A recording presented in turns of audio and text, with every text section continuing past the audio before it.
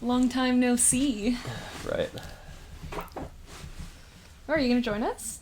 Oh, just under. Okay, cool. Hey everyone, welcome to the Talk Nerdy With Me podcast. We're finally back, and better than ever, right? We're your hosts. I'm Brittany. I'm Adam. And we're talking about Wakanda Forever today, which I feel like is like the perfect... Welcome back. Yeah, it's the perfect welcome back for us, you know? Yeah. After everything. So, I mean, sorry that we missed out on like everything so far with Phase 4 and Marvel, but... All of it. Yeah, we do... I mean, Adam had an idea that, if anything, we can like rank the ones that have come out, like the series and the movies, just like as a catch-all for the end of the year, and say what we liked about each of them, give like quick talking points. I think that'll be fun. But for right now, Wakanda Forever. Yeah, and we're going to start with the spoiler-free version, so we'll let you know when the spoilers are coming. But for now, just a general review of the movie. And honestly, we loved it. You know, we love Black Panther, we loved that character, and this movie really just blew everything out of the water for me, especially for Phase 4, which we said we'll talk about later. But this is far and away the best movie of the whole phase, in my personal opinion. Yeah, no, I mean, and I really liked like some other movies as well in it, but this definitely was just so well done. The CGI in it, I think, was well done, because I feel like Marvel has been maybe going a bit above and beyond and not making CGI the best lately, and I think that Black Panther really felt better quality than ones that have come out recently. And I mean, the plot was fantastic. I really had no idea how they were going to do it, just because obviously they had to rethink everything after Chadwick Boseman's death. So I think that they found a really good pace with the story. They were able to cover a lot of bases, and it was all very respectfully done, as far as I could tell. Yeah, and we'll go into, like, you know, our thoughts on Phase 4 as a whole and, like, those other movies, but this one really just stood out because it felt like just a really good, like, actual movie, not just a Marvel movie. It really didn't even feel like as much of a comic book movie as some of the other ones did. I'm sorry. I'm just thinking of, like, the Harry Styles, like, this movie's really good because it just feels like a movie. Just like a movie. But, right, but, no, but, like, I really do feel that way. Like, you know, with Spider-Man and Doctor Strange and Thor, there was something almost cartoony about it. For it being like a live action, it really was a comic book movie. Yeah. And this one just felt a lot more real. It felt like a lot more like, I don't even really know what to compare it to. Like, it kind of gave me like not the Dark Knight's a very bad comparison, but you know how that like uses superheroes in just an action kind of way. Well, I mean, I think that like what like maybe you're searching for is that the fact, what I noticed at least, is that this was a lot more character based. Yeah. Versus like plot based. Like, granted, the plot was there. It's still moving the story forward in some way or another. But it was so focused on the characters' journeys and their own personal stories versus how their stories have to do with being a superhero. Like, the superhero took a back burner in this one. Like, Granted, there were superpowers, there were superheroes, there were, like, super events, but it was so much more a story about grief and loss and, like, a character's journey and growth than anything else. Yeah. And I think Marvel's been really lacking that in quite a few movies. Like, they tend to focus too much on the journey, on the hero's journey specifically, versus like what they might be going through. Yeah, and I hate to say it, but you touched on it in the beginning. It really was a lot of the effects. The effects were just so much better than they have been in some of the recent movies, and part of that could be they had to redo the entire movie, but you know, it's kind of hard to say. Yeah, I don't think that would make the effects better. Well, because they had to do it after COVID, I think. Or did they do it before COVID? Well, I mean, but the main reason that people have been saying that the CGI is so bad is because they've been doing it so quickly, like pumping it out so quickly. Right, but a lot of it was also done during COVID. Like, Spider-Man was almost done completely during COVID. Right, but a lot of the TV shows that they, like, made and the CGI. Yeah, so, like, I don't think it's a combination of things, I'm sure. Yeah, because, I mean, obviously there was a lot of chances for this to go wrong. There's a lot of underwater scenes. There's a dude that literally has little wings coming out of his Achilles and somehow is supposed to be flying around on them, which I still don't think that there's any way ever that would actually physically work, but it looked good. So, I mean, I just, like, think that even though they had a lot of places for error, the CGI still turned out really well. Yeah.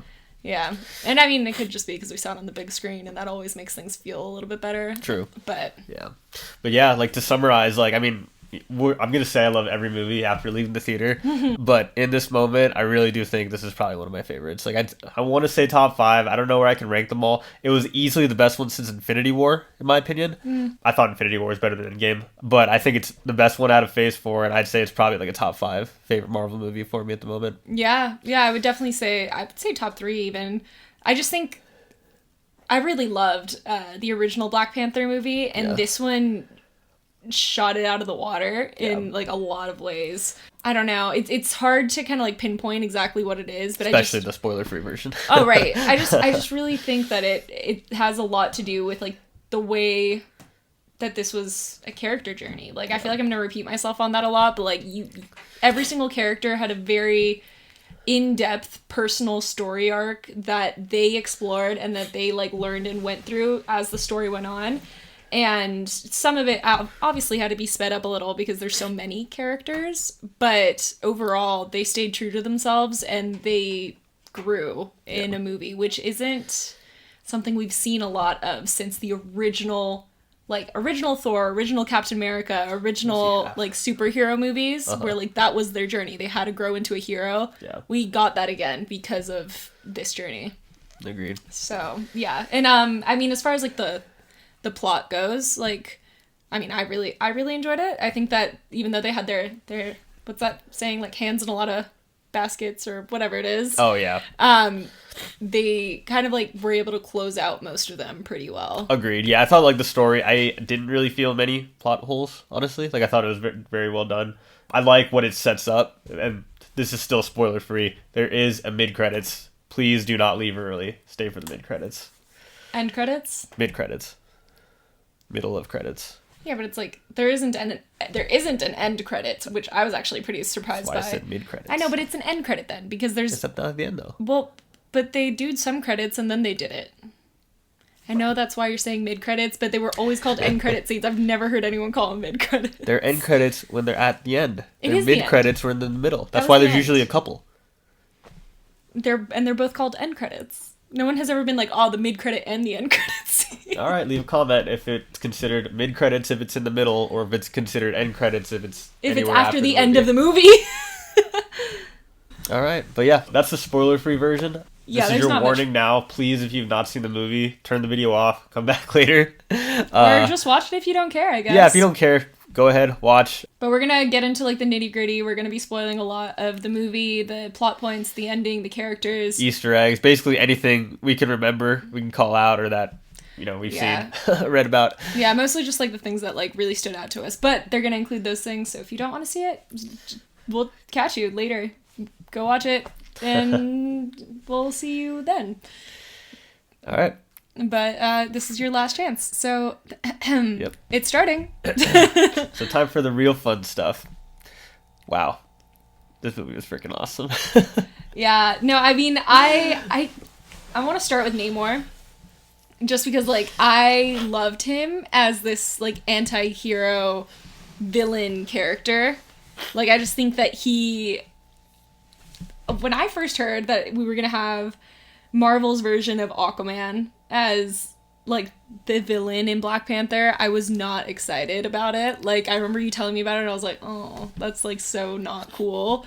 But it was cool. Like, I loved Namor. I loved that they made him, like, this Aztec-inspired god character, the first mutant, like, also the Spanish accent. That was the cherry on top, like, It was well crafted, well done. I loved learning his backstory, and I mean, like, I'll start with this because it's the thing that still has stood out to me, but I loved hearing why his name was Namor. Yeah. Like, it just stood out so thoroughly that, like, he was a child that in a fit of rage overseeing what, like, colonizers had done to his mother's land, like, put it on fire a little bit. And then the priest that was sitting there looked at him and said, Niño sin amor. And then he was like, and that's what I was. I was a boy without love. Namor. And I loved it. Like, because that's what my Nemesis called me, or whatever it is. I don't know. He didn't say Nemesis. My enemies. Enemies, yeah. My enemies call me Namor, because that's not his like actual name. It's just when he's cold-blooded. Yeah. Yeah, I thought his character was portrayed awesome. I love the switch that they did. He's not from Atlantis, just because, I mean, Namor did come before Aquaman. He was actually one of the very, very first Marvel characters, if not the first. He might have actually been the first. He was the first mutant, for sure. But I just know they didn't want him to align too much with Aquaman, obviously. Like, I don't love Aquaman either as a character, but now that he's been established for a little bit with DC, you don't want to make it like 1-to-1. But the twist they put, like the culture they put behind him, was just so freaking cool. I really did like it. I love how they kind of connected it with like the similar upbringings to the Wakandans. Down to the vibranium. Yeah, the vibranium alone, like the origin story of like how these cultures ended up where they were, and like to see how they would have thrived without being colonized. Well, and it was also just like their gods were the ones that led them to the plants. Yeah. Like they had Adam called it a star-shaped herb when we were watching the movie, and I was like, is that what it's called? Yeah. Like, oh, I don't know. Well, no, you didn't call it a star-shaped herb. You said heart-shaped herb, and I thought you said star-shaped herb, so I said it back to you. And it's then like a little starfish. Yeah, and then you laughed at me, and I was like, but it's a star-shaped herb and a heart-shaped herb, for sure. And it was just, both of them had their own gods that led their cultures to that, to survive. And like it was a vibranium based plant in both situations, which was like so interesting to see. And like, yeah, they both really grew up without the influence of the outer world, but you do see like Namor's envy of what Wakanda was able to build versus what his people had to kind of like just deal with, because they had to go underwater, they had to go deep into the ocean and stay hidden, because they knew that like if they went above surface or went up too high, people were going to discover them. Yeah. And versus Wakandans were able to like stay above land, create technology that hid them from the rest of the world. And I guess just Namor's people were never able to get to that point. Yeah. It was just such a cool twist, just because I've honestly always... Hello, mister. Yeah, so I really always hated Namor, like in the comics. I was just never a fan of anything he was doing. He was always like an antagonist to the Avengers, the X-Men. Obviously the Wakandans, they straight up go to war very, very often. So that's what kind of pulled this story a little bit. Him going to basically sink Wakanda is what he usually tries to do. Yeah, I mean, I think that like we kind of had a discussion where you were mentioning how the actor that played him did very specifically say that like Namor's an anti-hero. Yeah. And I was like, yeah, I mean, I can see where you're coming from with it, because he can be anti-hero-esque, but the issue with like him being like an anti-hero, and in my opinion not necessarily really falling on like the good side of anti-hero, is that he never really saw reason. Yeah. Like, granted, Shuri basically had to threaten murder, and then he finally was like, okay, but he still had his backup plan. Like, you see it, like, when he's talking to the other person, like, that's, like, within his people, and saying that eventually the Wakandans are going to get blamed for everything that just happened because of their deal, and they're going to have to turn to him, and they're going to need him for the war against the rest of the world. Like, that was really, I think, at the end of the day, like, his saving grace. And I think that, like, the main reason that I still can't see him ever seeing reason was because, I mean, Ironheart, she's a child. Like, she was a kid, and Shuri, like, made every assurance possible that, like, they would, like, hide her away, like, make sure that she never exposed, like, the way to get to vibranium, which they barely use vibranium. I think I need more information on how they use vibranium, because right now his, like, obsession with keeping his vibranium secret wasn't clicking. Well, it built the city. Yeah, the thing that he already had, but, like, you don't need more, I guess. He was just nervous, I guess, that they'd find it. Yeah. The city. But still, Ironheart, they would have been able to keep her quiet. Yeah. And, like, he never really got to that point. He was like, oh, I mean, I showed you my people. I showed you everything I stand for. Why don't you want to murder this child with me? Yeah. Yeah. I thought that whole interaction was awesome. I loved Shuri going down to Talokan. Talokan?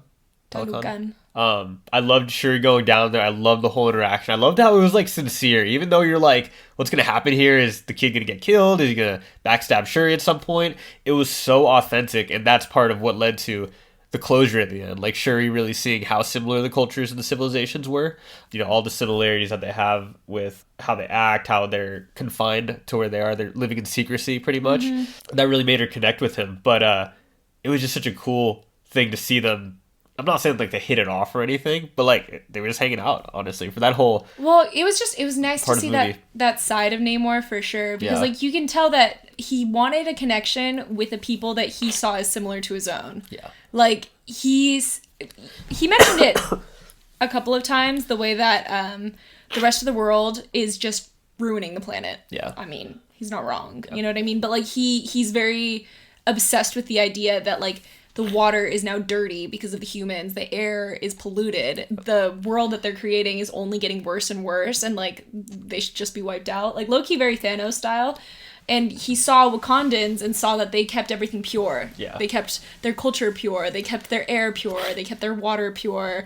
And like he was like, we have a connection in this. But like you also know that like Wakandans at the end have seen a different side of the world than he has, you know, like they still live on the surface of the earth versus him being in like, he might as well be in another world, like from where he lives, you know.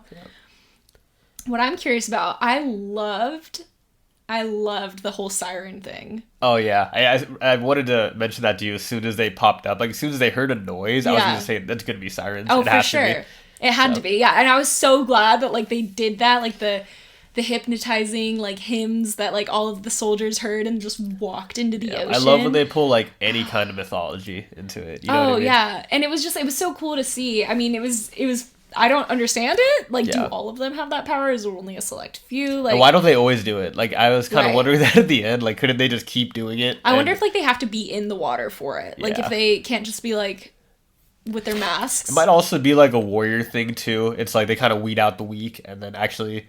Yeah, like, I mean, I guess at the end of the day, combat. Like they're a lot stronger than regular humans. Oh yeah, like no, they're basically super soldiers. From what I saw. Yeah, because they all have the power from the heart-shaped herb. Right. They're basically all Black Panthers. Yeah. Maybe not quite as powerful. Yeah. But like they're all on that level. It's like if all of the Wakandans had the Black Panther's power, which is intense. Yeah. But like they also don't. I don't know. I was just kind of curious about it. I thought it was really cool though. Like I'm not going to question it too much because I thought it was so fun. But the siren thing was cute. Yeah. Definitely. The only thing that I'll like leave off on Namor is I do think that he leans on the side of a villain, but I also can see the reason with it being that he has outlived every single person he has ever known. Yeah. Like there's a certain part of your humanity that gets lost, like in every story, that like you outlive everyone around you. Yeah. And like for him, the only thing, like the only constant, the way I see it, has been his people and his place as a whole. Yeah. And so for that to be like the only thing that he wants to protect, I can see him going overboard with it. I mean, he definitely went overboard with it, but I really want him to not be an enemy. Yeah. I don't want them to do what they did to him, what they did to like Scarlet Witch to him. I feel that. Definitely. You know? Like, because she can always lie on either side, but then she went full villain, and I don't want that to happen to Namor. Yeah, it's just kind of weird because it's like now that we've got the whole Wakanda Talokan war started, I don't really think you do it a second time, even though he's going to try and maybe attack at some point. So I know like because I said earlier, like I do kind of like how this is setting up the next couple of things, but I meant that in the sense of like we're about to go into vibranium wars, like people trying to get vibranium. I'm just not really sure where he fits in for everything else except for being on we gotta protect vibranium. You know what I mean? Like I'm not really sure if he's gonna fit in directly when we get into like Secret Wars down the line. I don't know if he's gonna be fighting with us when I think he will. Kang. I think they gave us too much of his story to just like let him go. I think like first of all the actor did amazing, but yeah, like I think like he's now gonna be too much of like a fan favorite to not be involved. Well, and also the way that they left it off. Like the thing is, it's like even before an end credit scene happened, he was already planning out how they were going to be using him in the future. Yeah. And I feel like that's gonna like have to come to play. Yeah. Well, we even said after the end, the end scene where he's talking to Namora and he is that pretty her much name? Namora, yeah. Oh. Yeah, he reassures her that this is part of his plan. I actually thought he might have been lying to her. Well, I I told was you hearing more on the side of he actually is like, hey, we're allies now. Like, isn't that the most important to protect us? well, I mentioned it to you too that I wanted to see it that way. Like that was like what I hoped for because I wanted him to be a good guy. I wanted him to be like on Shuri's side. And so that's how I pictured it. But in reality, I think it was really more along the lines of like this is still going to work in our favor. Yeah. Not so much like trying to convince his people to be on his side, you know? Makes sense. But I don't know, it can go either way, definitely. Yeah, I think I told you this when we left the movie, but the issue also is that he has created such a bloodthirsty people that, like, even if he wanted to change, even if after, like, Shuri's conversation with him made him see reason, his people will not be so easily swayed. Yeah, and doesn't that suck? It's like he's almost kind of ingrained this idea into them. So now if he sees the light, he just can't really get them to switch. Yeah. So it could be on either side, definitely. But I think that either way, there's going to always be that kind of battle there. Yeah. But I don't know. I did really like it. I think that I want to see more of like how their people use vibranium because so far all we really saw was him say, I brought the sun to my people, and then those water bomb things. Yeah. And I'm assuming somehow the masks, like that mask stuff, like that. Well, their armor. Yeah, their armor, their masks. Their weapons. Their weapons are raw vibranium. Oh. Which, like, that was interesting, like, as a concept. Yeah. But wasn't it, like, actually incredibly insane to see just how easy it was for Namor's people to wipe out Wakanda? Oh, yeah. Like, they wrecked them. Like, they barely tried. Yeah. And they killed the queen. Yeah. Which I did not think was going to happen. This is why I kind of really like this movie in a dark kind of way, is that one of the bigger problems in most Marvel movies is that no one ever dies. But considering this was such like a large scale, and you're dealing with like these actual nations like going to war, there were a lot of casualties. And again, I know that's super dark, but like it makes it a lot more realistic. Like unfortunately, a lot of people died in Wakanda. Like they literally drowned. Well, it was all what city? Actually, not a lot of people died during that first attack, is what they said. But like, both you and I mentioned when we left, like how hard it was to watch that scene where Shuri is taking all of the Wakandans out to fight them. Yeah. Like on that giant ship, and seeing like the absolute like devastation of his people meeting with her people, and like. The murder and like the toppling over of the ship, like the people that are just like losing their lives. I mean, there ends up being like 5 people at the end. Yeah. And there was at least 100 Wakandans. Yeah. It was hard to watch, but it was also kind of a moment that you realize like this is like the real brutality of war. Yeah. And this is like, I don't even want to call this a complaint, but this is the only thing that I don't even know how they could have made it better. But at the ending, obviously, the fight is as long as it is, and it was, pretty thorough. But from her and Namor kind of reaching that truce after she could have easily killed him, to them flying back on the plane and just saying, hey, we're good. I don't really know what could have been done better, but I thought just circumstance-wise. Wait, didn't the plane blow up? I assume she just called another one, but yeah, I thought so. How would she have called another one? Komodo beans? I guess that's true. Yeah. Yeah, because I'm pretty sure it blew up. Yeah, because like he like stabbed it, and that's why like it even fell into the desert. Yeah. And then she like did that one last fire to dehydrate him. Yeah, because I don't know what I would have done better, but like them just coming back, they almost just seemed like too happy. Honestly, like coming back, like what up, we're all good. Yeah. And everyone's just like, all right, cool. Like I would have been like, are you kidding me? Like I'm not gonna curse, but are you? We just what? What do you mean we're good now? So well, like I did see it like. They had to bring in that lightheartedness, obviously, because it is, at the end of the day, Disney, owned by Marvel. But, like, it's also, I mean, his people see him as a god. Yeah. His people will stand down the moment he tells them to stand down, you know? And her people, they were actually just glad to see that she, instead of searching for vengeance, chose the path that was actually the best for her people. And was able to get it done. Yeah. It was at least for Namor, too, he's alive. Like, she could have easily killed him after that. Well, and that's what they didn't want, because that would have, like, set off an eternal war. Like, you can't kill someone's god and expect them not to retaliate. Yeah. And that was, like, what M'Baku was, like, basically, like, pleading of her. Like, he was like, I don't want to send my people into a war that, like, we're not going to win. Yeah. And for him to still do it, because obviously she becomes the Black Panther, like, it was a really good moment for her to come back and not have killed him. Yeah. And for the people that were left, they all knew her. So I think, like, they were going to be happy about it. But, yeah, it was definitely, like, a little too clean cut. Yeah. Like, again, I don't know, because it was a long movie, obviously. It's not like you could have made the fights really much longer.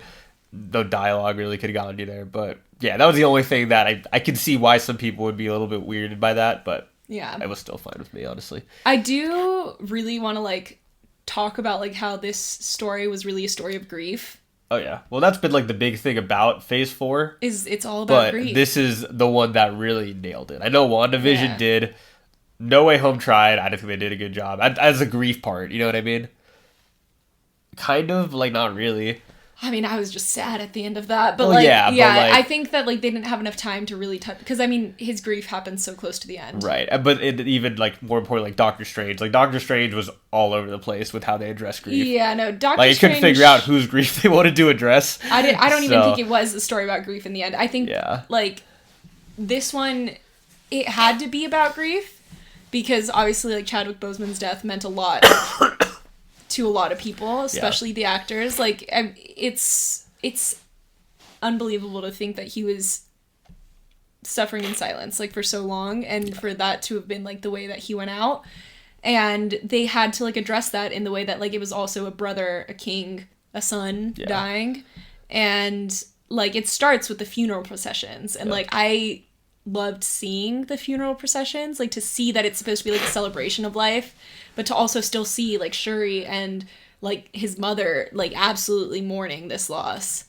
But also just, like, that beginning part where, like, Shuri wasn't able to save him and also didn't get to say goodbye to him because of that, like, because she was so convinced that she'd be able to make a heart-shaped herb to save his life, and she missed his final moments. Like, that was, like, heart-wrenching. Like, what, like, a terrible way to start the movie. Yeah, I do have 2 comments on this, but we will get, like, more into, like, you know, how they honored Chadwick and, like, how they were able to do the movie, like, without him. But my 2 points on what you just mentioned, I did really like at the beginning how it started with the prayer, because I mentioned to you, that was, like, a big thing about this movie is that Shuri is so based in science, she actually didn't even believe her own faith and culture. Like, she actually didn't really believe in Bossk. She never did. The Panther spirit. She didn't believe in the afterlife. The astroplane. She didn't think anything that was real. And so, like, her saying the prayer at the beginning was a really big moment. And, of course, her turning into the Black Panther later. But that was also, like, why it was so painful to watch. Because it was literally her saying, like, if I can save him, I will never question you. Yeah. And for her to not to have saved him, just, like... cut it off. Oh, yeah. It was, like, nipping it right at the bud. Yeah. But, like, how you were about to mention, like, when she does finally make the heart-shaped herb, which also I thought it was really fucking cool that it was Namor's own downfall that he gave her a bracelet. Like, I knew that would happen, too, as soon as she gave her the... Oh, for sure. But, like, for that moment, for her to have taken it and to be praying and hoping that she would see her mother. You know, like, even though, like, she didn't believe in it, she didn't actually think she was going to go to an astroplane. Yeah. And to be hoping for your mother and to turn around and see Killmonger. Yeah. I loved that. I told you I knew he would pop up. You did. And I didn't want it. I'm not gonna lie. Like, I loved it. I thought it was I awesome. loved Killmonger. I loved him as a villain. I think that he was a really interesting character. Yeah. But, like, I just didn't want it because I already knew what kind of journey that would have to send Shuri on. Oh, yeah. Like, she is already in this place where she wasn't able to let go of her grief over her brother dying. Like, a year later, when her mom wants her to burn her funeral attire to say this is the end of the grief, she isn't able to face that. Like, she isn't able to face it, and she says, I would rather burn the world down, you know? Like, she's like, I'm not ready. I'm mad. And her mother then being murdered in front of her, basically, and then finally seeing Killmonger as, like, that last, like, hint of betrayal from her own gods. Yeah. You know, like, her own gods. It's a funny way to look at it, yeah. Yeah, like, it was how she, I would assume, would see it. Like, that was, like, she was so mad when she came out of it. She didn't want to talk about it. She didn't want to talk about who she saw. She didn't want to talk about any of it. Yeah. Like, she could have seen her brother. She could have seen her father. She could have seen her mother. And in a world that she didn't believe in, she instead saw the person that really led to her brother's downfall. Yeah. And that set her on this entire journey. Yeah. I do love, though, like, the way Killmonger kind of influenced her Black Panther character. Like, obviously, the gold in the suit, it's, like, heavily pulled from because both her and T'Challa's, you know? I loved that mix, yeah. And I thought it was... I honestly think it's really cool just because, like, Shuri the Scientist, she was fun. But, like, sick, yeah. this version of Shuri, what I think we'll be getting next, I think is really interesting. Because it's, like, a mix between... It feels more vigilante-ish, even though I know she's not going to be straight up. No, that's like, what it feels people. Like kind of like Black Canary, like from like Marvel. Yeah. You know, like that's what like the influence that I felt. Yeah, you know? yeah. Like I really think she's like, yeah, like I'm doing what I'm doing at this point. Like, I mean, even how in the end, like M'Baku like goes to become king, basically. Like she's not there to battle. She's like, king. I'm not here to lead, but I'm still going to do what I need to do. Yeah. So I think that's really cool. And I'm really excited to see where she takes the mantle next on her own. Yeah. So, but the other point I wanted to mention, and this is kind of something I just thought about the other day, not a plot hole, I'm sure there's a reason for it somewhere, but why was she trying to recreate the heart-shaped herb in the first place when T'Challa already received the heart-shaped herb? Would a second heart-shaped herb technically try and heal the sickness? Is that what he was trying to do? So... Because he got it, remember? That's how I know. He obviously, he was the Black Panther. But no, so Killmonger burned them all. What's name saved? Saved one. End. Yeah, but I don't know. I think it just has to do with the fact that like the heart-shaped herb has so many like healing properties to it. So maybe to give him another one, like another dose, double dose. Yeah, yeah. Like maybe like the first dose wasn't enough. She's so cute. I think that's really the only like explanation I could think of it. Yeah, that's all I can think of too. I really do want to talk about like the Killmonger scene. Oh sure. He basically forced it out of her. Yeah. At the end of it, because she literally was just standing in front of him, and she was like, "No, I'm doing this for my people. I'm doing this for justice." It's like, no, you're not. No, you're not. You're doing this for the exact same reason I am. You want vengeance. Yeah. And like asking her what kind of Black Panther is she going to be, and then for her to like come out of it furious, and then make her like suit inspired by both him and T'Challa, who like T'Challa had been such a loyal, honorable, perfect Wakandan, and Killmonger being like his other side of the coin, you know? I don't know. I just really enjoyed that scene, even though it hurted, because just seeing her like that mad. Yeah.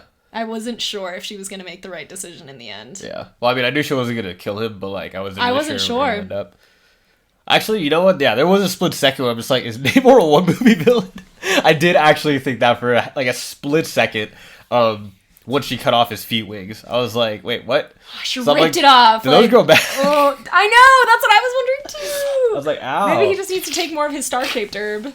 Yeah. I don't know. I think him being, though, like, him saying a mutant, like, him being the real first, like, openly mutant person in the Marvel Universe, I'm so curious to see how that's going to impact, like, the mutant phase to come. Yeah, well, I thought it was weird he actually acknowledged he's a mutant, just because... Even, you know what I mean? If he's using mutant as slang. Well, I think it's just like a mutation. Anyone with a mutation would be theoretically a mutant. Right. He's not meaning it like in like the X. No, I know, but I'm just saying in the sense like if he comes from a place of what's the word? Like mythology's not the right word, but like any descendant of a god, you know what I mean? Because that's kind of like what he was. I know, like he came from the heart-shaped herb and stuff. It's kind of weird for him to call himself that. Well, because he knows that he was just born of a woman. Gotcha. He says his people call him Kulkulkan. I'm gonna mess it up. Yeah. But like that was the serpent god. Yeah. But he knows that he came from a human mother that just took the herb and that it mutated him, and that's why he came out with wings on his feet. Yeah. Like, he came out weird. Yeah. So, like, I think it was just kind of like he obviously knows he's not, like, a direct god descendant. He just knows that he's meant to, like, protect his people, and he ages a lot slower. Yeah. But I think that makes sense. It's also one of those, like, hard things where if you watch your mom die and you still look like a 10-year-old boy... Yeah. You're gonna want to see this as a mutation and not as a gift. Yeah, something weird. Yeah. Yeah, I was looking at it in the sense of, like, the mutant X gene, but you're right. There's just... The name's the name. So yeah, the name's... Really I don't think... I mean, there hasn't been anything else, really, besides Kamala. Yeah. Kamala? Okay. That says mutant, or, like, mutation kind of thing. But, like, they're all still just saying mutation. They're hinting at the fact that there's going to be mutants. Oh, yeah, exactly. Yeah. It's just an Easter egg, I think. Yeah, agreed. Yeah. Well, no, and he actually was the first mutant in the comics, so it's like, that's accurate. Mm-hmm. So. I feel like one of the last things that you said you wanted to talk about was how they acknowledged Chadwick Boseman's death, but also how it happened and like how they were respectful about it. Yeah. Overall, I think it was good that they never brought in like a CGI version of him. Agreed. Like in any sense of the word. I would have loved for maybe like for him to have originally filmed like some scene so that he could have been the person that Shuri met in the Black Panther plane. Yeah. That would have cool. been like, I mean, but then he would have had to like talk about it, you know, I'm like, I get it. But I'm very glad that they didn't try anything like that, that the only times that his face appeared were in memories. Yeah. Like in the memory during his funeral, like where like they're kind of like briefly remembering him, and then at the end. Yeah, the tribute. Yeah, but also like his son. Yeah. Oh God, you saw it coming. Yeah. You saw it coming, and I did not. Like I was pretty convinced. I was like, no. You know what? Like it's impossible. She's been away for 6 years. Like because you thought that she would have been pregnant with it. Yeah. So before the movie dropped, I know like during the trailer, obviously Namor was the baby getting birthed underwater, but I don't know why that made me think, oh, Nakia's gonna be pregnant with T'Challa's son. I didn't know where timeline wise this took place. Oh God! And how you still thought that she was pregnant with his son when she was going underwater to save Shuri. I was like, that's not good for me, baby. I'm like, they hadn't seen each other. He'd been dead for over a year already. Yeah, like, I wasn't really sure on the time aspect, but I don't know why since I saw the trailer, I was like, oh wait, Nakia's in this? Well, because you kept thinking that the child is going to be the next Black Panther. I didn't think immediately, though. Yeah. I just thought down the line, and obviously that's what they're still probably going to do eventually.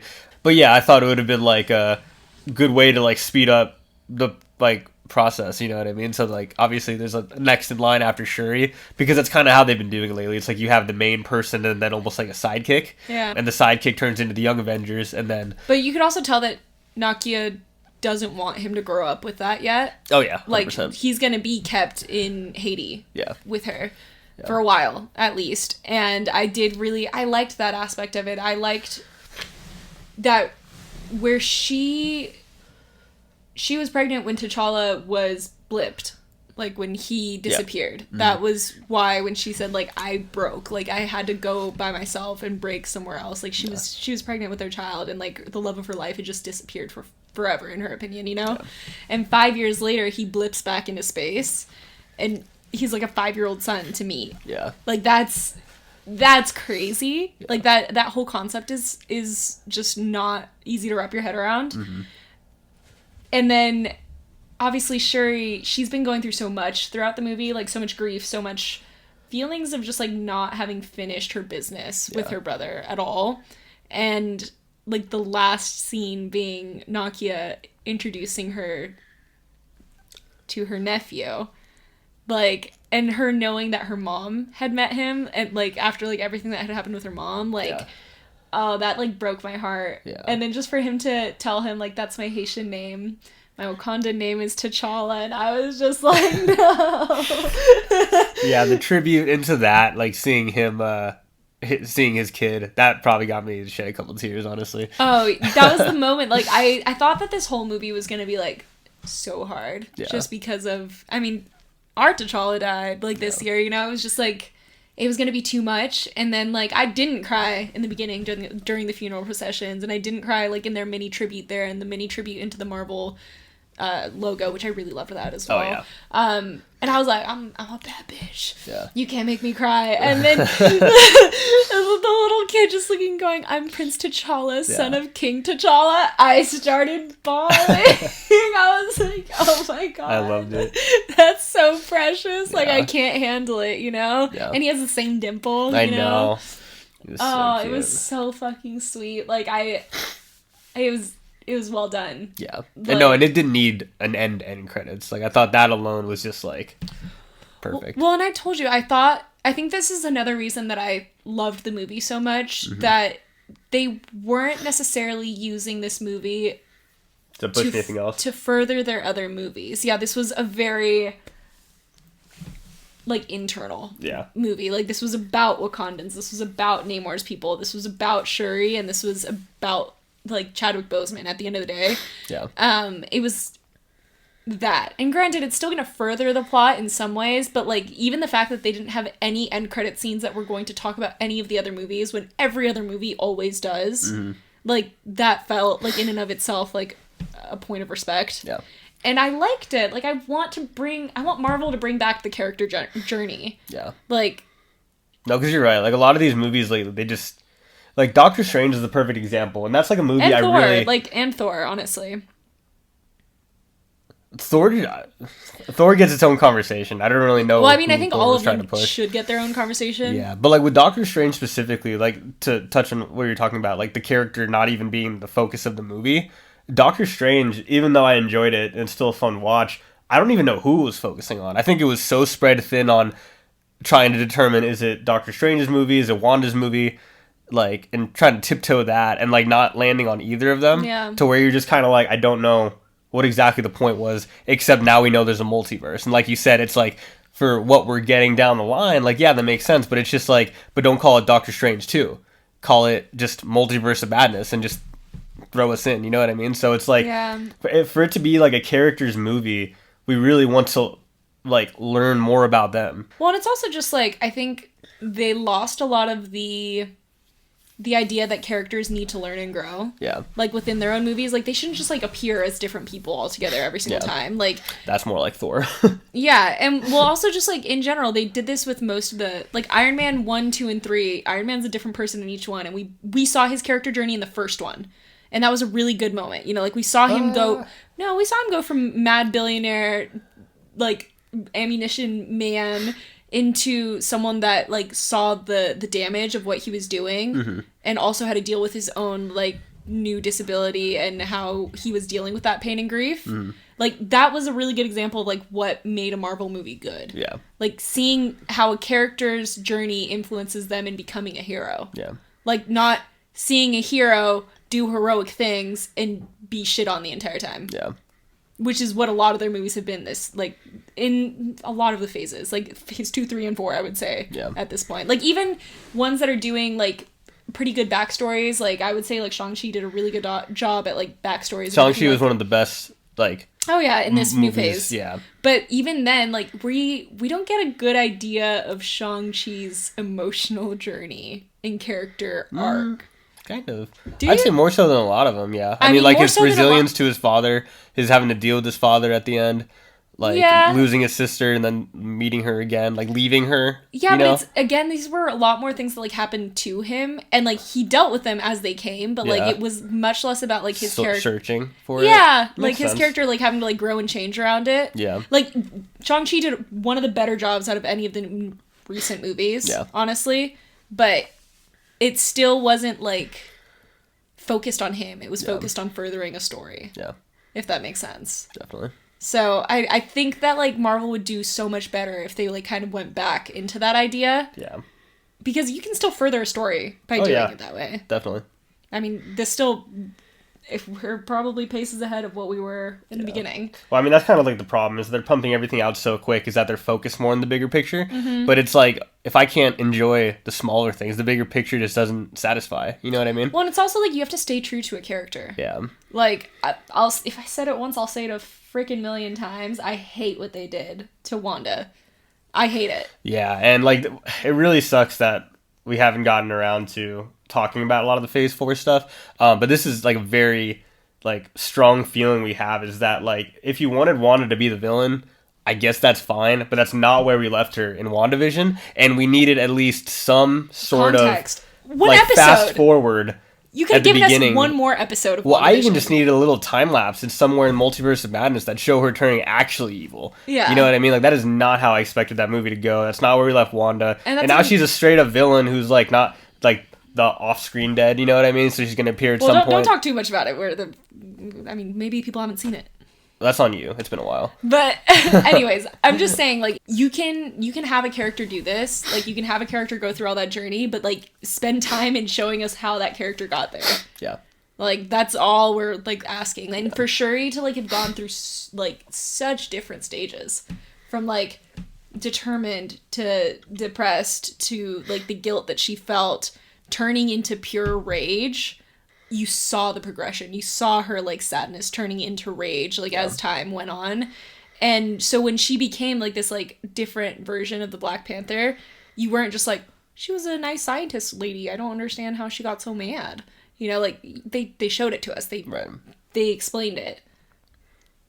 There's a lot of times that they have not done that well enough. Definitely. But, yeah, totally off topic, but I did want to mention that I thought it was really cool that they kind of brought up how T'Challa is actually the one that taught her everything in science. I know. I love that. Yeah, that was a very underrated line. Yeah, because, like, I never knew that he'd... Super smart. Yeah, that he was, like, supposed to be, like, as smart as Shuri, as smart as, I mean, Iron Man at that point, really. Like, Shuri and Iron Man are pretty on par. Yeah. And, like... You don't know that about him. You see him as, like, this character of, like, vengeance and injustice and the Black Panther and just, like, very, like, I don't know, kingly. Yeah. You don't see him as, like, a smart scientist boy. Yeah. Yeah, I mean, like, to touch on that a little bit, like, this is the hardest part about this movie was that they had the decision of whether or not to recast T'Challa. And I don't... I feel for anybody that had to be making that decision. You know what I mean? No, there was no way they could have. There was no way they could have recast T'Challa. Even though I agree with you, I feel like Chadwick Boseman would have wanted the character to get recasted.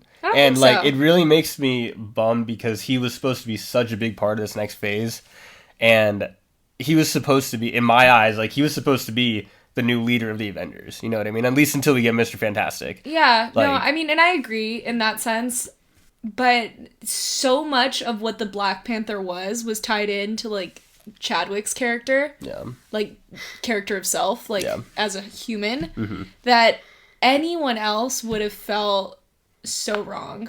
Like, would have... Yeah, but I don't know. Like, I get both sides of it. You know, like, he was the perfect character, you know what I mean, for it. Like, he did incredible, but at the same time, like, I think that if he would have wanted it, I mean, we don't know at the end of the day, but I think that there's something to be said about the fact that he didn't talk about his illness. I'm not saying that he would have been, like, a selfish person and said, never recast me, but I am saying that, like, his initial actions are showing that, like, this was his character. Yeah. Like, he hid this from the world because he wanted to be the Black Panther for the world. And so, like, to choose anyone else, yeah, you could have done it. Yeah. But, like, it would have felt like a spit in the face for, like, everything that he had to go through. Yeah, I mean, like, I agree, but I also, like, I'm not even saying recast him. You know, I understand the argument for it, for, like, the character. Like, you know, aside from what he's done for it, the character itself in the cinematic universe had so many more plans. You know what I mean? And that's why it's just, like, for them to skip to Shuri, this was not supposed to happen for a hot minute. Yeah. Like, I don't even think, like, in a perfect world, the T'Challa character probably would have made it through the next, like, I'd say 2 more big bads. Like, he would have had an Iron Man death probably, like, 15 years from now. Like, 10 to 15 years from now. You know what I mean? Like, his character was probably going to last a hot minute. Yeah. Like, Shuri, like, and that's honestly why I'm, like, pretty impressed that they made the transition so well. First of all, being kind of thrown together. But second, just because, like, Shuri, and I really don't even think the actress expected to be tossed into a lead role like that quickly. You know what I mean? Not so quickly. But I think that, like, if anything, I think she would have expected something like this in the Young Avengers. Yeah. Like, how they're, like, creating that crew. Like, I think that would have been Shuri's, like, moment. Because even the, like, I mean, T'Challa was the Black Panther before he was the king. It could have been an easy, like, thing to think that within the next phase, Shuri would have been some sort of Black Panther alongside him, if anything.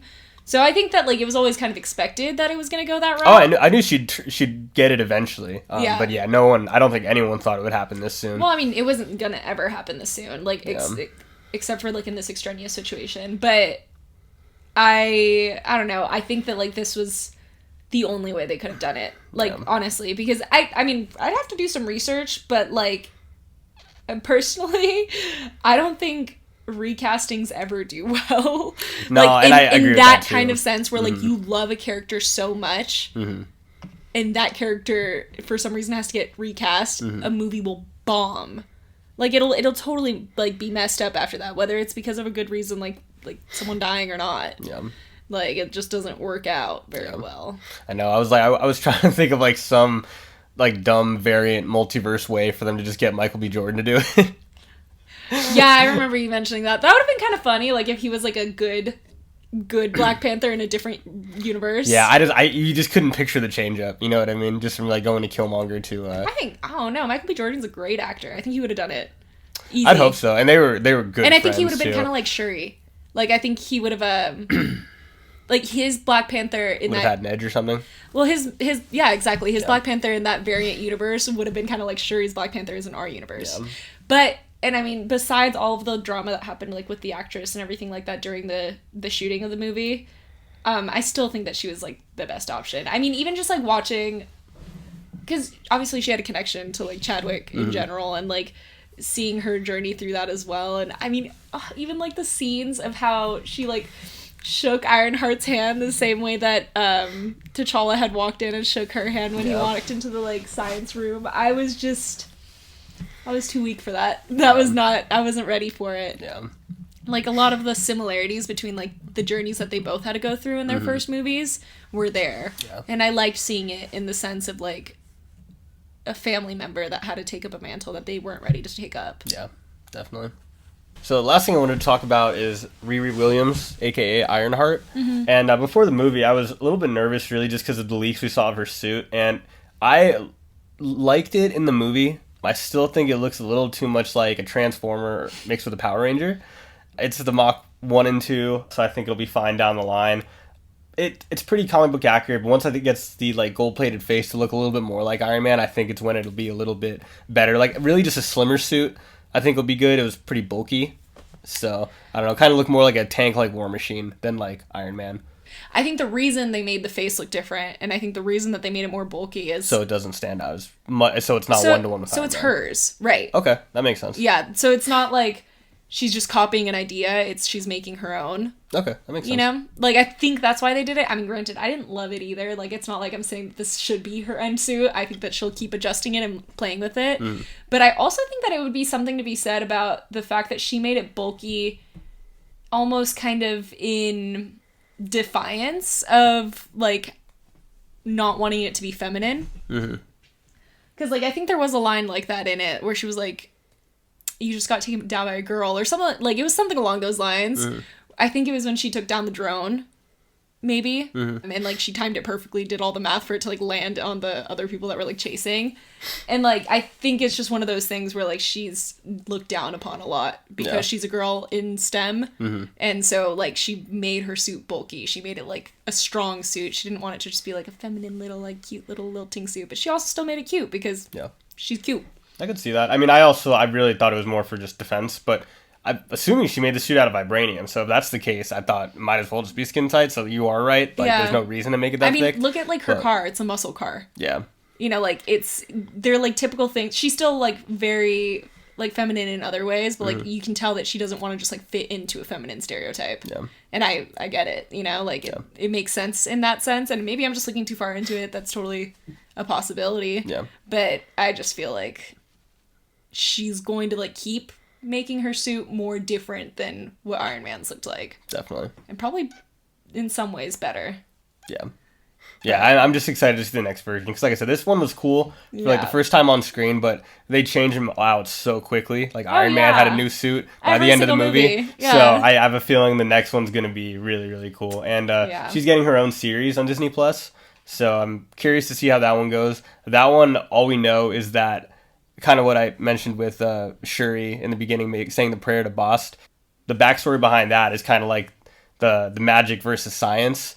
So I'm curious to see where it goes with that and the villain. Yeah, no, I actually was surprised by how much I loved her character. I was initially, like, not looking forward to it either. I was like, it's just a knockoff Iron Man. Like, I don't really want to see anything new. Mm-hmm. And well, I think, like, the Iron Man part of that is, like, what's intimidating, because you're just like, how is it someone out of the blue? It's not Rhodey. Like... Yeah, it just felt cliche. Mm-hmm. Like, how, like... I thought it was actually... I didn't expect to get any Iron Man sidekick, like, 2.0 this soon, but I thought it would be Iron Lad, and it would be the kid from Iron Man 3. Yeah, I remember. Because he was at the funeral, so I thought, if anything, he'd be popping up before we'd get Iron Heart, but I was pretty stoked when it got announced that we'd be getting her, and I did love the result. I thought she was really fun. She was cool. Like, I just loved how well she, like, just fit in. Yeah. You know, she wasn't scared to, like, say what was on her mind and just, Yeah. like, make jokes already. I mean, she started it by literally looking at, Okoye. Okoye, and just being like, all that ash on your head. And I was like, damn! Yeah. You just went for the throat! Yeah. Like, I don't know. I just thought that she was, like, a badass. Like, and they made her really badass, which was something that I was kind of scared that they wouldn't have made her. And I liked seeing that side of her. I liked seeing her just wanting to be like a regular kid too, but like fucking super genius kid. Yeah. I mean, she made like she started working with a blowtorch at 3 years old. Yeah. Like that's insane. So yeah. Like I don't know. I think she's sick. Like she was way cooler than I thought she would be. I loved the way that her and Shuri's friendship bloomed. Like I liked seeing them be there for each other. Shuri needed someone and not someone that like just takes her orders. Like she needs someone that's like a real friend and that can like be that kind of person for her. Yeah. And for them to just nerd out together and be little scientist bitches. Like I love that. I know. Part of me wishes she would go to school with her next. I don't know if Shuri needs to go to school or anything like that. But I really don't know what Shuri's actually doing now because I know she went to see Nakia in Haiti, but like is she gonna live with her? Or no, she gave her the offer to live with her. So I think it's possible that she could. Your thumb's stuck. And she could like be there to help train like new T'Challa. Yeah. But I think she's just gonna kind of be on her own thing. Yeah. One thing I did think was maybe not necessarily a plot hole, but kind of a head scratcher. How is Riri just going back to school after all this? She just wants to be a regular kid. I know, but the government was literally after her. What is stopping that now? Wakanda. What does that mean? Wakanda's stopping it. Like they're the ones that are like stepping in and being like, nah, you can't mess with her. At one point did they do that? They only went to war with Namor. That did not stop. I thought that's what like literally how it ended. Was like Shuri like oh, she got her name cleared or something? Yeah. I just don't know how that would be possible. Because now that I feel like I might have heard something similar to that, but I mean that was the impression I got. That was the impression was that like it seemed like Shuri had gotten her name cleared, had gotten everything like sorted out. Like she even got the car back from the government, like the pieces that they had. Well, she found the rest of the pieces, but you're not going to tell me that the government didn't have the other pieces themselves. Maybe. Like, because I'm just looking at it this way, because it's like if Ross or what's his name? Can't remember his name. I don't remember his name. Oh yeah, it is Ross. Everett Ross. Okay. If so, Everett Ross was in jail. They broke him out of jail. Mm-hmm. And the only people associated with Wakandans that, what's her name, Val bugged and was listening to the entire time. So after chasing the scientist that entire time, they don't know anything that happened with... I thought it was just the whole, like... Okay, so the way that I understood it was that the entire reason why the world was starting to, like, get into their bullshit was literally because they didn't have a Black Panther to protect them anymore, and so, like, the world saw them as weak because of that, and so Shuri returning as the Black Panther meant, like, the world had to stop. They had to stop their games. There's a Black Panther again. They're going to protect their vibranium and they're going to protect their country. And I thought that was the whole idea, was that they were going to tell the government, like, stop searching for vibranium. You have to stop. We're not kidding. That makes sense, but it's also just like... Because that's why they were looking for Riri Williams, was just because she can make a vibranium machine. So if, like, the Wakandans are telling them, no, you can't make another vibranium machine, like, literally no, they're not going to be looking for Riri Williams. But they told him that already. What do you mean? In the beginning where they told him to stop trying to steal our vibranium? Yeah. They told them stop stealing our vibranium, but now it's going to be stop stealing vibranium, period. That's what she was saying. She's covering for Namor. Mm-hmm. Like, the Wakandans are covering for what Namor did. They're not talking about, like, what they are, so they're, like, going to be saying, that's ours too. You can't touch it. Yeah, I don't know. It just seems like a bit of a reach, like, for you to be chased down by the government. And especially for... I'm looking at it for how Val literally sent what's-his-name to jail for his whole involvement, for him to get broken out. Well, he got sent to jail for exposing secrets. I thought it was just for being in communication with them. No, it was for he wasn't supposed to ever talk about Riri Williams. That's exposing a government secret. Gotcha. So he was going to jail basically for that. But Riri Williams, she was only being searched to create another machine. Right. And literally Shuri told her, she was like, you're not making another machine. Mm-hmm. And that was... Yeah, but I just feel like if I was the government, knowing how they're operating in the Marvel think it's world, one of those things where, like, Shuri's going to be keeping an eye on it. Yeah, that makes sense. But I still even have a hard time seeing her just operating as a kid being in school. But I don't know. Yeah, I mean, no one knows. No one knows that she made a suit. No one knows that she fought with the Wakandans. Yeah. against. And I mean, that's probably going to be what's happening in Ironheart, Armor Wars, and I think all that stuff, so. Ironheart will probably have a lot to do with how like she's reinstating herself back in society and making her own suit and things like that. But it'll also probably show like what Shuri is up to next in that series. I would assume that it really has to do with the fact that like Shuri's going to be keeping an eye on Riri, and so like if the government were to do some shady shit and try and steal her and try and recruit her to make more stuff, she just pop back up. She's going to get involved. Yeah. So yeah. Well, that's pretty much all I had. We did kind of mention Val, but we kind of agreed we'd talk about that later, either in like a Phase 4 wrap up or like, you know, what's going to be happening. I think in the upcoming wrap-up, movies. Yeah, will be mixed with some kind of like theory video of like what's happening in the phase and everything like that. Yeah. But yeah, to summarize though, like I can't stress enough, this is one of my favorite movies in so long. I love everything they did. I love how they honored Chadwick Boseman, and I love how they tied it into the movie seamlessly. So yeah, I mean, I love like the way that they let culture influence this entire movie. Like it felt very respectful to both the cultures that they were pulling from, like for Namor's people and for obviously like Wakandans. It felt like it was nice to like see their cultures be such a big part of their character journey and like their actual like reasons behind everything that they were doing. And I think that like I will always like it for that reason, and that could also be how it stands out against like all the other movies, you know? Yeah. So they did a lot. There was a lot to be done in this movie. It was almost 3 hours, but yeah, it was super they long. did it really well. And like, if I could have a Black Panther movie every single year, I'd be happy with it, you know? But we definitely are trying to go see it again as soon as possible. Yeah. So unfortunately, this one's not going to be on Disney Plus till I think mid 2023. Oh yeah. So it's going to be a little while, but definitely can't wait. I definitely want to see it again. It was that good.